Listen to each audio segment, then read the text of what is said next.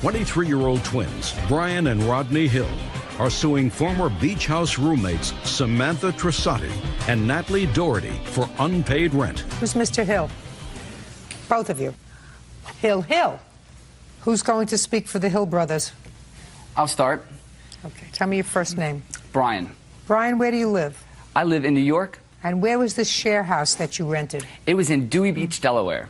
All right. So this is the situation. You and your brother decided to rent a summer house and go something like this. You rent the house for how much? It was around $20,000. Not around. Give me the figure.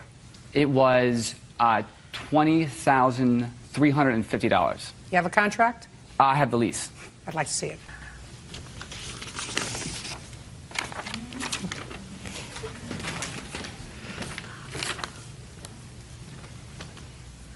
$19,845. Where's $20,350? Oh, well, it was just what the taxes and stuff they added on the lease. I want to see the lease. This isn't the lease. That's the best thing they could give us for showing. That shows the dates that we had the payments due and that kind of stuff. That's the best thing the realtor could provide us to bring here. How old are you, Brian? I'm 23. Brian, you have a lease agreement. This is not a lease agreement. Nobody rented you their house for $20,000, young man, without giving you a lease.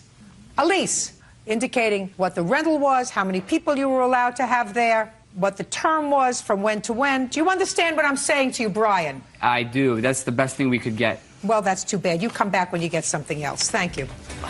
Where's our excuse? You may step out. Wow. Judge Judy continues in a moment. Judge Judy. Brian and Rodney Hill claim former beach house roommates Samantha Trasati and Natalie Doherty owe for unpaid rent. The defendants claim the brothers are being greedy. All right, Mr. Hill, I understand from my clerk that you now have a completed lease. I'd like to see it, please. Have you ever been to court before, Brian? Yes, ma'am. For what? When I was 16, I was in court for driving without insurance. Did your parents go with you? Yes. Being cautious with your answers. And when they went with you for insurance, did they bring the insurance card with them? Yeah, and they let me go after that.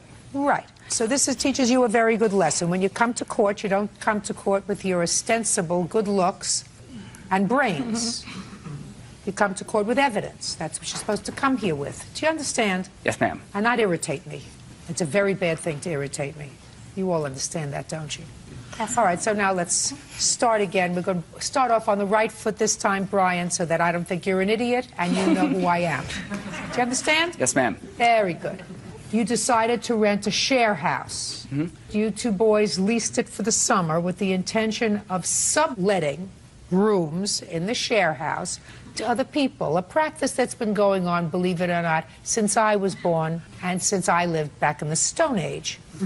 You rent a house for $20,000, and aside from other people, you leased shares in the share house to these two young ladies, and it is your claim that while they paid you some, they still owe you some as a result of their lease. The girls say that they have paid you. In addition, they say that there were other people in the house, friends of yours, who used the house various times during the summer, who slept in the house, who were not supposed to be there, and they assumed that they were also paying you money. Is that what you think? Yes. Well, that also has been going on since the Stone Age. Now, how many people were allowed to be in this house? The house was zoned for 8 people. Our landlord told us if we were to have 9 people in the house, it would be okay. Brian, your lease provides for 8 people.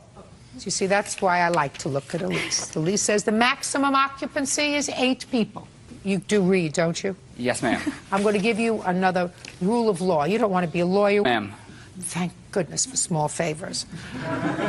This is a contract. And when you have a written contract, you cannot discuss anything that goes beyond the walls of this contract and say, well, it was modified, we modified it orally. It says maximum occupancy 8, but the landlord told me I could have 9 or 10 people. It wouldn't be terrible. He'd let me. Can't do that. That's basic contract law. So if the landlord told you that you could have 9, then he has to put it in the contract. Do you understand? So the maximum number of people that you could have was 8. Okay. this rental property, let's say for easy math, cost you $20,000. Divided by 8. $2,500 a share. So far, is that correct? Well, the shares that we had worked out were $2,100, and I can explain to you how we came to the $2,100. We took the lease amount, which was the 19 and change, and then we took the utilities, the gas and electric bill, and we divided that by 10. Now the 10. Now, how can you divide that by 10? That's well, that was illegal. because, well, Samantha wanted her own room because she didn't want anyone sleeping in a room with her. So what she effectively did was Samantha, smart girl, very, very smart girl, Samantha. All right, so Brian has already violated his lease because, according to you, you were going to have 9 people in the house plus Samantha's double share. Yes, ma'am. So how many people did you actually rent to? It was 9 people. Also, there was one other person who lived there for a month because I left a month early, so I sold the rest of my share to somebody because I left for graduate school. And so what was that person? His name was Chris. So he paid kind of like a third of mine because he came in and I had left. What's your first name? My name is Rodney. Rodney, are you telling me that Chris was never there at the same time you were? Oh, no, that's not true at all. He was... Right! Because that's their complaint, you see. That's their complaint, that there weren't 9 of you, there were 10 of you. And when you originally divided the number of shares they were going to be, even if there were 9, which was illegal, you brought in somebody else to make a 10th person. And that person was there sometimes when you were there and sometimes not. Ma'am, the girls had female friends that had practically moved in with them. We absolutely never said anything about Did that. they? Yes, ma'am. Did they? When you say practically moved in with them, 2-3 weeks at a time. 2-3 full weeks at a time. Give me the name. Erin. Okay, her friend. Natalie had a friend that would come every weekend. Name? Lauren. And then for quite some time, there was a girl that stayed in her room, and her name was Natalie, Erin. who's Lauren? Lauren is a friend of mine that came to visit me a couple times this past summer. And I mean, I had no objections to it because she's welcome to me and into her home multiple times. But they had people coming into this house almost every weekend from DC, from wherever. And I would say, oh, Brian, who are these people? They're weekenders. Don't worry about it. They're paying too. So are you telling me that Brian told you that they were paying? Oh, yeah. Oh, yeah. When you had your friends visiting, were they paying? No. Judge Judy continues in a moment.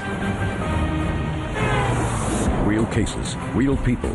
Judge Judy. Brian and Rodney Hill claim former beach house roommates Samantha Trasati and Natalie Doherty owe for unpaid rent. The defendants claim the brothers are being greedy. All right. Go ahead.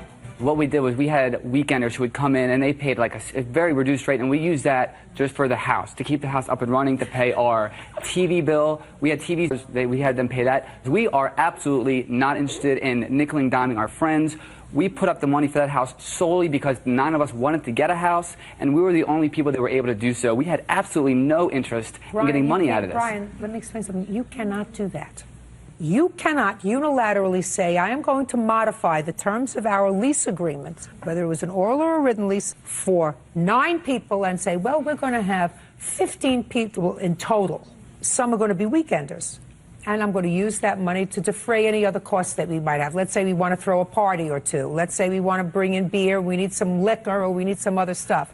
That money will defray those costs. You can't do that. Your agreement with them doesn't give you that right. Now, how much money do you say that the girls owe you, and how much did they pay? Samantha was up to $42 for her 2-person share. She gave us $3,500. We were asking her for another $7. And Natalie, we have as having given us $1,650, and we were just asking the difference between $20 and $100. When they left for the summer, they said, no problem, we'll pay you, just ask our dads. Our dads will just write you a check for it, no problem. This is what they said. They said, my dad will pay me absolutely, whatever I owe, my dad will pay it. Good. Let's start. Interjection. Natalie, my father died when I was 13, so it's obvious I never said I'm that. sorry, Samantha, I'm sorry. Natalie, how much money did you pay them in I total? paid him $2,000. You have proof of that? I have a check that was written between my grandmother and my aunt, And then the other $500 I gave to Elise before the summer started. And the other $500 I gave in a cash payment over the course of the summer. I believe it was in June. Did everybody pay you in check or check and cash? No, hardly any checks. It was almost all cash. Always cash. Do you have any record of payment? No, ma'am. We just assumed that we would all. I mean, we weren't running a business. We were just Well, nine now friends. you're running a business, so how can you sue if you don't have a record of payment? She says she paid you $2,000, which means at most she owes you $100. Well, I mean, that's not true, but. My initial reaction was perfect. You say you owe him $100? Sure. Okay. If I must, then I... Well, you owe him Oh, no, $100. it's okay. Go ahead. Sure. Next. What about you? I paid a total of $4,000. I have record of $3,500, which I paid before I moved in. So, what about the rest of the money? I paid in cash during the summer. Show me the record. I assume you don't have a record of Samantha's either. So you say at most you owe $200. Is that right? Mm-hmm. I don't believe you. When you paid your $2,000, tell me the way you made the payments. First off, it was $250. I believe it was like, I decided that I would definitely live in the house probably the beginning of April. Okay, my apologies, Your Honor. Beginning of April, $250 to Elise. I said, please give this to Brian and Rodney. They live next door to her. Passed it on, supposedly. Then another $250 a couple weeks later, $500 down. Then I went and saw my grandmother, saw my aunt, and they said, of course, we'll be willing to help you. Wrote a check from Elizabeth Harris to Rodney Hill, $1,000. Paid So far we're $1,500. Yes. Okay, and then by the end of June, at the very latest, another $500 in cash, just from money that I made as being a waitress over the summer. Okay, and you paid $3,500 that you can prove. Yes. That you can prove. Yes. Okay, go ahead. The $500 they've both exaggerated beyond what we said they paid is entirely made up. Sam did give us $3,500. The extra $500 is made up. Let me tell you this. Your problem is, if you're going to be in business, you have to keep records. You're quite right. Well, I know I'm right. Thank you. If you want to be in business, you have to keep records. Your brother just told me he doesn't know. He thinks that they gave you so far $1,650. It could be $1,500. Maybe it's only $1,500 that she gave you.